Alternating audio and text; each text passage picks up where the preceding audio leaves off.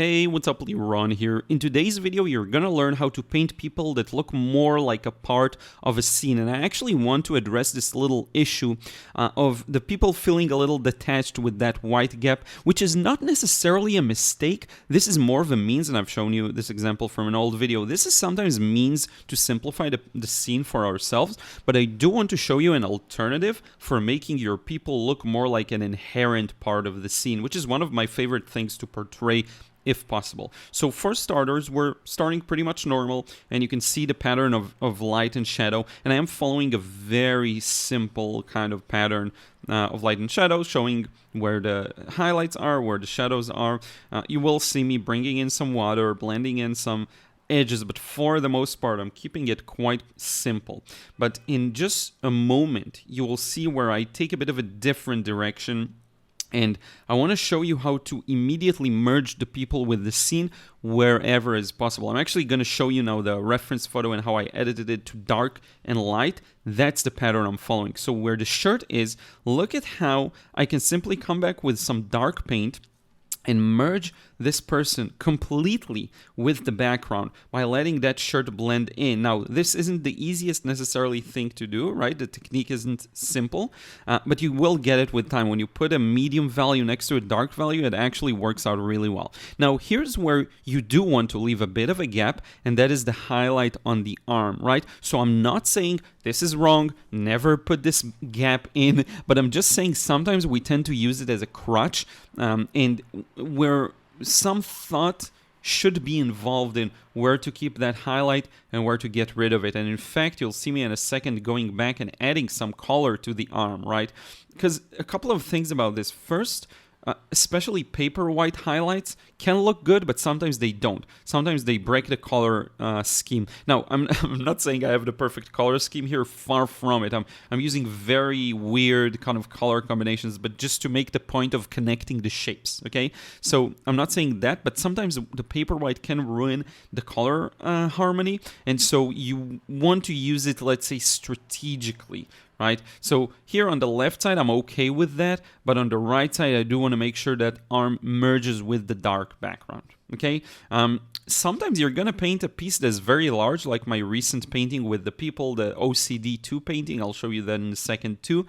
But then you really can paint the shapes individually, be accurate enough, and make sure that there isn't too much of a weird, awkward gap. But when you paint people as part of a large scene where maybe the people don't play as significant of a role, you really want to think about all of these connections. Even this, what I'm doing right now, I'm connecting that bag or whatever that is to the dark background, right? Now look at what I'm doing in terms of the dark background. It's not super dark, which allows me to still maintain some flow, right? You wanna have your technique support what you're trying to create. And if I were to use very dark paint for the background, it would dry in an instant and I wouldn't get a chance to make these connections, right? So you need to be a little strategic sometimes in your planning of the washes, right? Maybe a first wash that does these connections that is very light, and then you can come back with a darker wash. Look at these poles here. Even those I connect with the background. Again, I'm going to show you the reference photo one more time, the edited one, where I turn it into two values.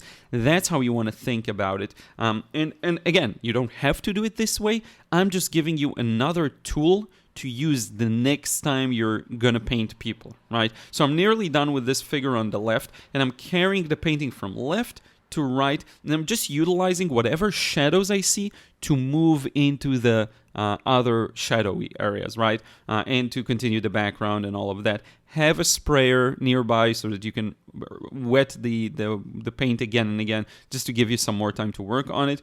Look at my brush mark, and this is something I greatly improved in the last 3 years. The brush marks are way more direct. I'm painting the shape rather than filling it in, which I used to do before, tons of dabs with my brush, and it would lead to a lot of fragmented details and just lack of confidence. And I really feel how I'm more confident in recent washes. Now I'm deciding to go for that green I'm seeing. It's a bit of a weird green I use, and the colors, I'm not even gonna go too much into them because they're not important, and people always ask me what color should I use, what color should I. It doesn't matter for the most part. It's more about the idea you want to express. But here I did use a convenience sap green, which I think broke the harmony a bit. Okay, and I'm relying a lot on neutral tint here as well, which kind of dims the darks, which is okay. Again, that's not the point. The point of this video is look at all of these connections. You want to think in terms of where can I just connect, and people are scared of this. They think they'll lose the shape of the person if they just connect it with the background. But I'm showing you how with strategic separation in shapes, look at the figure on the left, strategic separation, and also putting a mid value next to a dark value and letting them blend together like watercolor is capable of doing, that will still maintain the character. And for example, this figure, or the figure's shape, let's say, this figure, for example, is a little more merged with the background, right? Fewer highlights. And that's okay, because there's going to be another very gentle wash where I add a few shadows, bring out a few details. So that's perfectly fine. Now, I'm starting to mix a bit of a warmer mix there. The person on the right is going to have a lot of warmth in the pants especially. So I'm kind of making my preparations for that. You want to practice also maybe negative painting in isolation, which is what I like to do, to practice a technique in isolation. So just draw a bunch of abstract shapes and practice painting around them effectively. Like I'm doing right now. I'm using my brush, you see, all the way. I'm just using it all the way to the edge of the shape.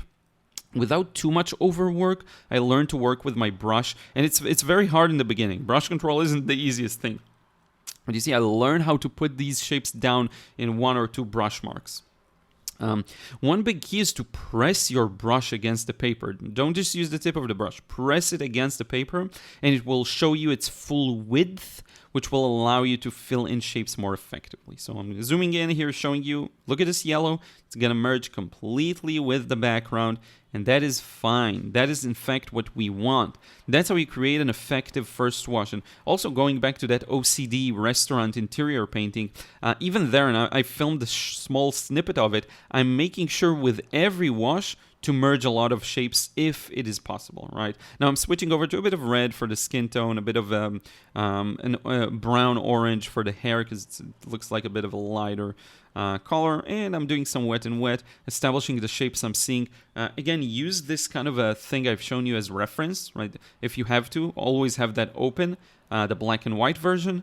I find that it just kind of helps with the different shapes and to really figure it out and chunk it, work in small sections if you have to. This scene does have a big background that I'm just using all over, but if you look carefully, the background does have some highlights in it, and if you want to include those, you can use them as stop points where you can stop the wash, rest, plan your next shape, right? You don't have to connect everything like I'm doing here. You don't have to do anything. And it's one thing I do want to emphasize, because I did this video that a lot of people complain in the comments about, which makes sense. It's not even people who are that familiar with my stuff, because this short video, got to a lot of people about colors and saturation. Like I'm okay with saturated colors. You just need to learn how to balance them out with muted colors.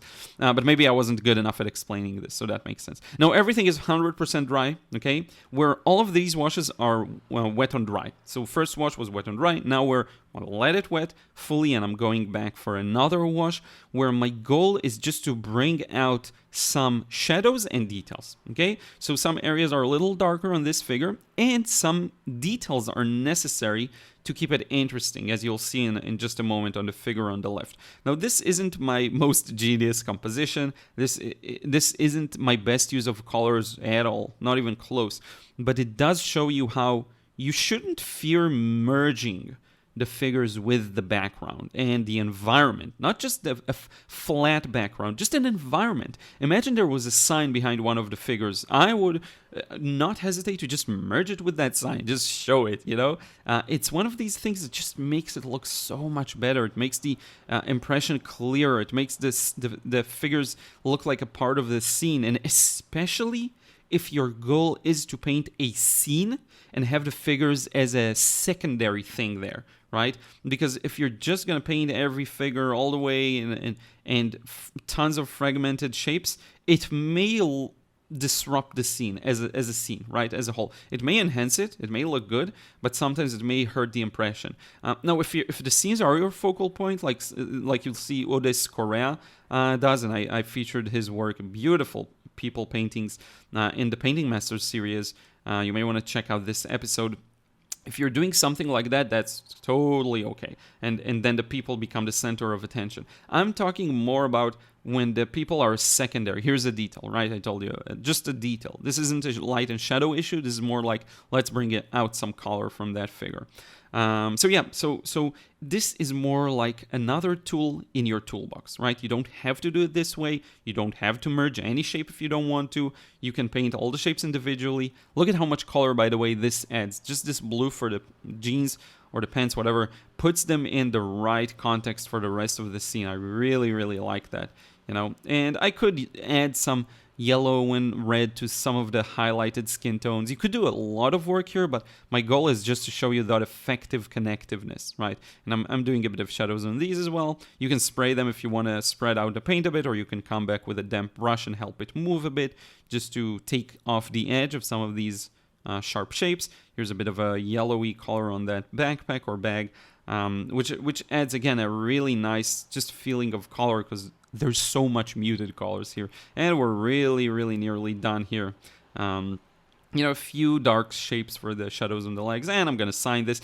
And I want to use this opportunity, before I show you the scan, to thank everyone who supports me on Patreon, enabling me to do all of these videos for free. I really am super grateful for that. Here is the scan. Looks much sharper and better, I think. And I'm going to show you a bit of a zoomed in as well. It's always fun. And I do have white gaps here. This isn't perfect or anything like that, but just look at some of the connections. Look at the first wash and how much freedom there is in that, right? That's the kind of thing we're after here. So I hope that helps. Take that as a tool in your toolbox, and if you found this helpful, be sure to check out my watercolor courses. The frustration-free watercolor course is the closest to what you've just seen, and I highly recommend you check that out if you still haven't. And if you're into realism, there's also the watercolor realism course. Thank you, and I will catch you in the next vid. Until then, take care.